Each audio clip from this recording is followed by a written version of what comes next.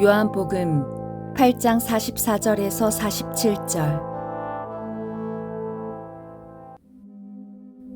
너희는 너희 아비인 악마에게서 났고 너희 아비의 욕망대로 하기를 원한다. 그는 처음부터 살인자로서 진리 편에 서본 적이 없다. 그 안에 진리가 없기 때문이다. 그가 거짓을 말할 때에는 본성에서 그렇게 말하는 것이다. 그가 거짓말쟁이며 거짓의 아비이기 때문이다. 내가 진리를 말하기 때문에 너희는 나를 믿지 않는다. 너희 가운데 누가 나에게 죄가 있다고 입증할 수 있느냐? 하느님에게서 난 이는 하느님의 말씀을 듣는다. 그러므로 너희가 그 말씀을 듣지 않는 것은 너희가 하느님에게서 나지 않았기 때문이다.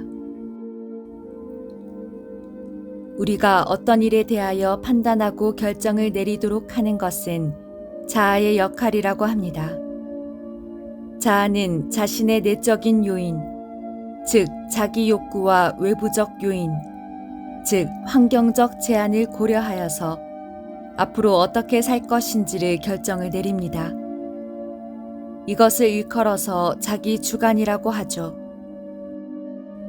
그런데 이 주관에 대하여 약간의 오해가 있습니다. 확고한 신념에 근거한 결정을 내리는 사람은 주관이 뚜렷하다고 하고, 그렇지 못한 사람은 주관이 약하다, 칠칠치 못하다 등 이분법적인 평가를 하는데, 사람의 주관은 사실 그렇게 확고한 것이 아니란 것입니다. 사람의 자아는 상처가 많고 여려서 아무리 주관이 뚜렷한 사람이라 할지라도 확고한 신념을 가지기가 어렵고 거의 모든 사람이 흔들리면서 산다는 것입니다. 즉, 사람의 자아는 완전한 것이 아닌 불안정한 상태인지라 외부 영향을 쉽게 받는다는 것입니다. 그래서 암시에 잘 넘어갑니다. 특히 자아가 그리 건강치 못한 사람의 경우, 자아가 미성숙한 경우, 다른 사람들이 던지는 암시에 더 쉽게 넘어갑니다. 자신이 생각하고 고민하여서 자신의 인생을 만들어가는 것이 아니라 점쟁이 같은 사람들에게 자신의 인생을 내놓고 그들이 던지는 말, 미래에 대한 암시에 자기 인생을 결정하게끔 한다는 것입니다. 즉, 외부의 암시를 받아들여서 그것을 다시 자기 암시화하는 작업을 통하여 자기 인생 설계를 한다는 것입니다.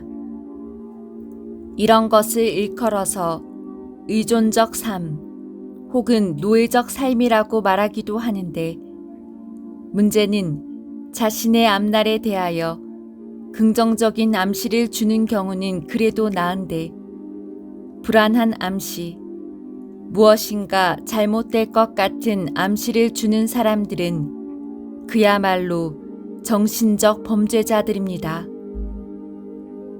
예를 들어서 지금 일이 잘 안 풀리는 것은 누구누구의 한이 안 풀려서이다 라고 하면서 사람의 마음에 불안감을 배양하고 그 불안감으로 사람을 통제하려는 행위는 범죄 행위에 가깝다는 것입니다. 그래서 주님께서는 말씀하십니다. 하느님에게서 난 이는 하느님의 말씀을 듣는다. 그러므로 너희가 그 말씀을 듣지 않는 것은 너희가 주님에게서 나지 않았기 때문이다. 어느 시대이건 점을 치는 사람들은 존재하였습니다. 그런데 점쟁이들이 성업을 하는 때와 그렇지 못한 때는 사회적 징후를 판단하는 기준이 되기도 한다고 합니다. 점집들이 성업을 하는 때는 사회적으로 아주 불안하고 힘겨운 상태라는 것이죠. 그런데 간혹 사회적으로 문제가 별로 없는데도 점집이 성업을 하는 경우는 왜 그런가? 기득권을 유지하려는 자들이 불안감을 불러일으키는 언론 플레이를 하기 때문에 그렇다고 합니다. 우리나라 사람들은 심각한 트라우마가 몇 가지 있습니다. 일제 식민지 시절을 거치면서 생긴 일본에 대한 트라우마, 6.25를 겪으면서 생긴 북한 트라우마 등입니다. 치유되기 어려운 깊은 상처를 안겨준 존재들이 바로 지척에 있습니다.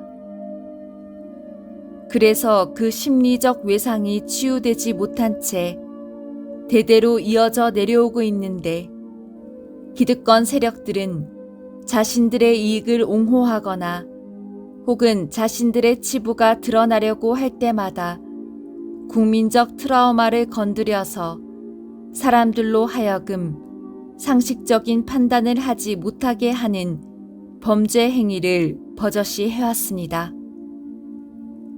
그리고 비단 이런 야비한 심리전을 남쪽에게 뿐만 아니라 북한 정권도 일본 정권도 비슷하게 사용하여서 심약한 국민들의 마음을 뒤흔들어 대서 낫지 않는 상처에 소금을 뿌리는 것과 같은 사회적 후유증을 만들곤 했습니다. 이런 사람들에 대하여 주님께서는 준엄한 경고의 말씀을 하십니다. 너희는 너희 아비인 악마에게서 낳고 너희 아비의 욕망대로 하기를 원한다. 그는 처음부터 살인자로서 진리 편에 서본 적이 없다. 그 안에 진리가 없기 때문이다. 그가 거짓을 말할 때에는 본성에서 그렇게 말하는 것이다.